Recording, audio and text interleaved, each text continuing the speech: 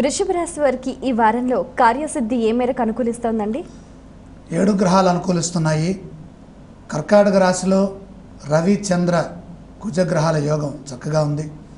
అలాగే సింహంలో బుధుడు 4వ రాశిలో, కన్యలో గురువు 5వ రాశిలో ఉండటం, అలాగే జన్మరాశిలో శుక్రుడు, దశమకేతువు.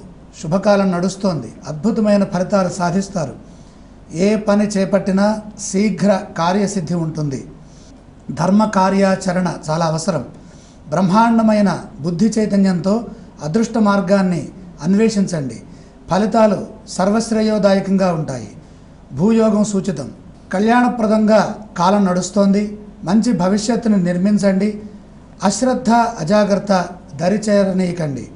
శ్రమతోనే విజయం ప్రాప్తిస్తుందని భావించండి. సంతోషకరంగా ఈ వారం గడుస్తుంది. ఈ రాశి వారు పఠించవలసిన స్తోత్రాలు ఏవండి? దత్తాత్రేయ స్తోత్రం ఉత్తమ ఫలితాలను అందజేస్తుంది. ఆలయ సందర్శన క్రమంలో ఏ ఏ దేవీ దేవతలను దర్శిస్తే మంచిదంటారు? సప్తమ రాశిలో శని సంచారం జరుగుతోంది కాబట్టి శ్రీ వెంకటేశ్వర స్వామి వారి సందర్శనం చాలా ఉత్తమం.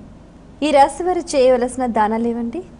ముఖ్యంగా కందులు శివపూజకు వినియోగించి వాటిని ఆవులకు పెట్టడం ద్వారా ఉత్తమ ఫలితాలు సిద్ధిస్తాయి.